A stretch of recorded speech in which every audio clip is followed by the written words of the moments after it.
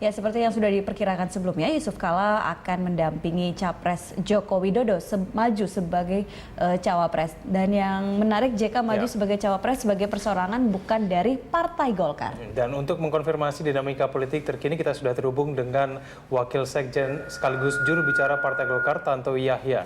Selamat pagi menjelang siang, Pak Tantowi. Selamat pagi menjelang siang. Baik, Pak Tantowi, JK sudah hampir dipastikan menjadi cawapres dari Jokowi. Dia masih terhitung sebagai kader Partai Golkar. Tanggapan Anda? Ya, kami berbahagia, kami bangga bahwa salah satu kader terbaik partai kami yang juga adalah mantan Ketua Umum Partai Golkar dipercaya oleh Pak Jokowi sebagai pendamping beliau dalam kontestasi Pilpres tanggal 9 Juli nanti. Ini adalah suatu kehormatan yang begitu besar yang sudah diberikan oleh Pak Jokowi kepada kami, keluarga besar Partai Golkar. Apakah kemarin juga arah dari Partai Golkar ini akan mendukung ini atau masih tetap mendukung JK sebagai cawapres, atau ya karena kemarin hasil Rapimnas masih mengatakan bahwa Abu Rizal Bakri tetap merupakan calon presiden dari Partai Golkar?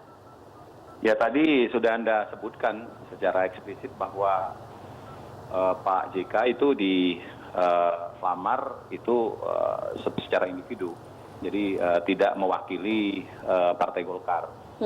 Nah, oleh karena itu kami dalam hal ini melalui Pak Abu Rizal Bakri sebagai pemegang mandat Rapimnas ke-6 kemarin, ya terus melakukan negosiasi dan komunikasi politik dengan partai-partai lain setelah komunikasi dengan Ibu Megawati Soekarno Putri tadi malam tidak membuahkan hasil. Ya, Pak Tantowi, bukankah seharusnya dengan dicalonkannya JK sebagai cawapres Jokowi, seharusnya Pak JK mengundurkan diri sebagai kader Partai Golkar? Bukankah harusnya begitu, Pak Tantowi?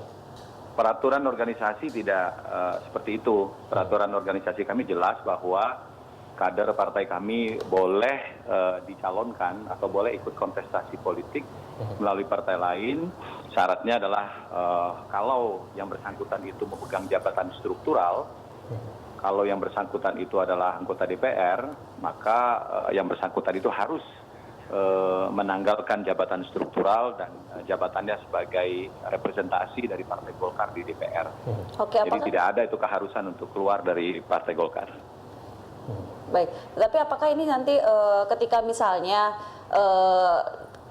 Golkar akan mengusung calonnya sendiri, mungkin ya misalnya Pak Rizal Bakri berpasangan dengan Pramono Edi Wibowo seperti itu, apakah dengan Pak JK maju di saat Pak JK juga masih merupakan kader Golkar, ini tidak akan memecah suara partai seperti itu, Pak?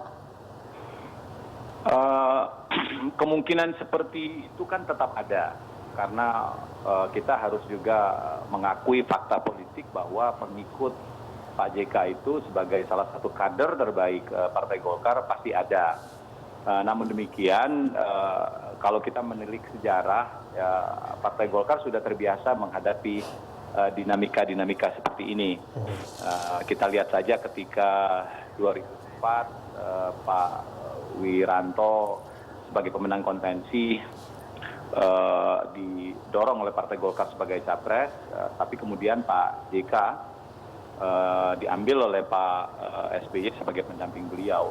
Jadi hal-hal seperti ini bukan hal baru, apalagi hal pertama bagi kami. Ya, Pak Tantowi, terkait dengan laporan yang kami dapatkan dari reporter kami di lapangan bahwa sebetulnya dalam rapat pimpinan partai koalisi dari arahan PDIP ini saat ini masih membuka peluang untuk Partai Golkar apabila ingin masuk di dalam partai koalisi di menit-menit akhir. Nah, apakah Partai Golkar saat ini masih memperhitungkan peluang untuk masuk ke dalam koalisi yang dipimpin oleh PDIP saat ini, Pak Tantowi? Ya, kami selalu berkeyakinan bahwa belum ada pintu yang tertutup bagi Partai Golkar. Tidak dealnya komunikasi politik antara Pak ARB dengan Ibu Megawati tadi malam, yaitu karena ada beberapa hal yang belum disepakati. Bukan tidak disepakati, tapi belum disepakati. Seperti apa, Pak? Misalnya?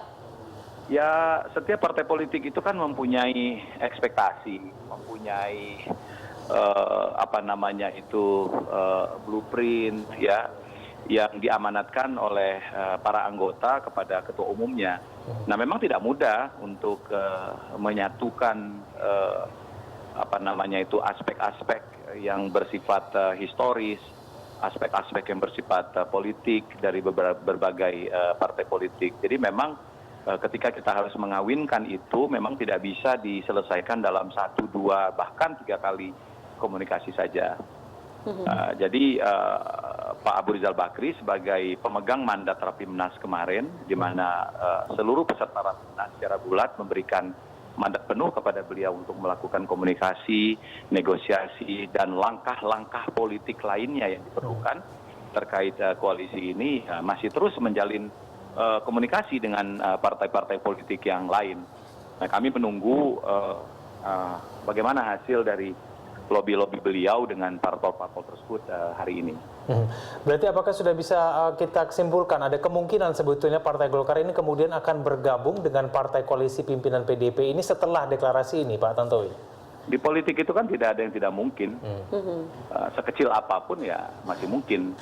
Nah, cuman kan kita sebagai partai politik besar, pemenang kedua dalam pemilu kemarin, kemudian partai tertua yang mempunyai pengalaman yang terpanjang, tentu mempunyai kalkulasi sendiri. Nah, kalkulasi inilah yang harus dicermati secara matang oleh Ketua Umum sebagai pemegang mandat. Kalau dari penilaian Pak Tantowi sebagai di dalam internal Golkar sendiri, sebenarnya peluangnya lebih besar bergabung kemana sih, Pak? Lebih banyak yang kecocokan dengan koalisi pimpinan PDI Perjuangan atau dengan Gerindra? Ya, jujur saya katakan kondisi sekarang ini kan sudah tidak seideal dulu ya. Nah, tapi kita kan ada istilah kan we have to take the best out of it. Jadi kita harus mengambil yang terbaik dari situasi yang ada sekarang ini. Nah, dan yang tahu hitung-hitungan yang terbaik itu adalah Ketua Umum kami. Ya, karena mandat penuh sudah diberikan kepada beliau. Jadi kami sangat yakin dan percaya keputusan apapun yang akan diambil beliau itu ya baik buat partai ya baik juga buat bangsa dan negara kita.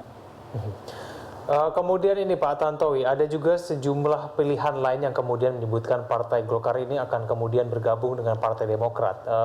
Saya ingin tanyakan, sebetulnya peluang untuk kemudian membuat poros sendiri itu seberapa besar saat ini? Mengingat cuma tinggal besok pendaftaran Capres-Cawapres.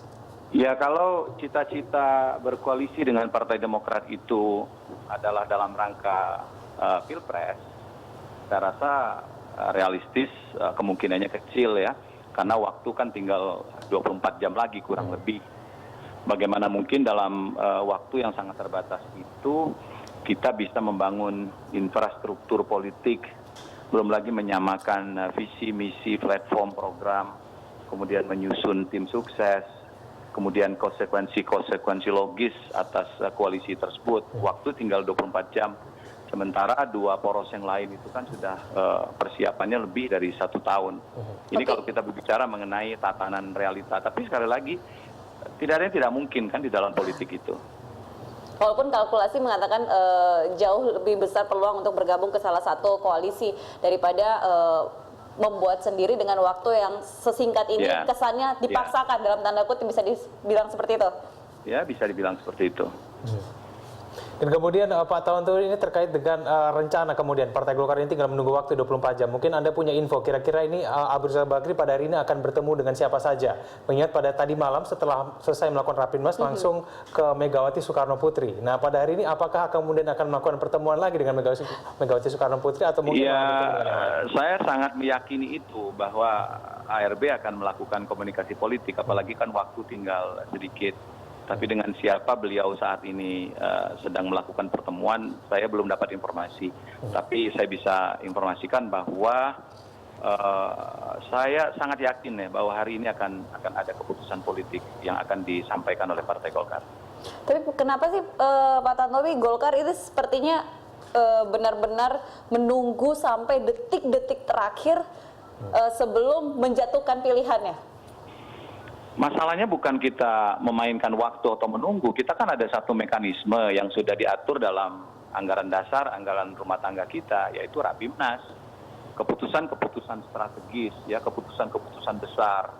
Di antaranya adalah koalisi capres-cawapres itu kan sangat strategis, bukan saja menyangkut marwah partai, kepentingan partai, tapi kita bicara mengenai nasib bangsa ini untuk 5 tahun ke depan. Jadi tidak bisa diputuskan oleh seorang ketua umum saja, harus melalui mekanisme yang namanya Rapimnas.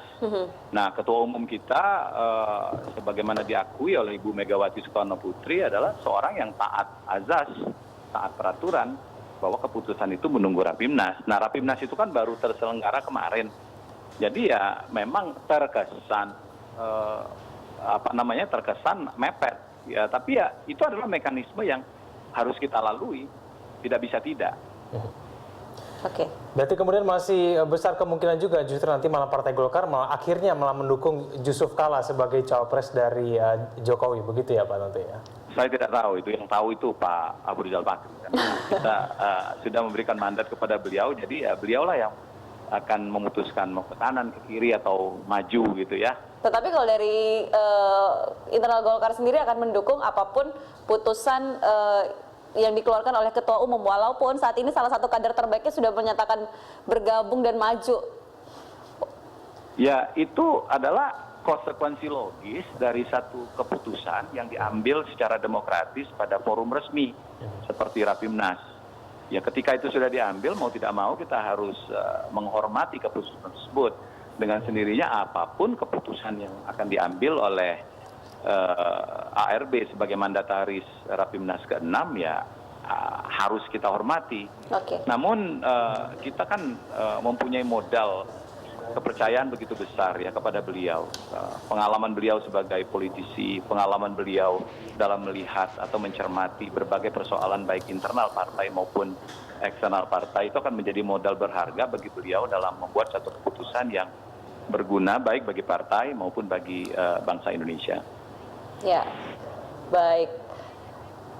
Terima kasih Tantowi Yahya, Wasekjen Golkar, Partai Golkar sudah bergabung bersama kami di Berita 1.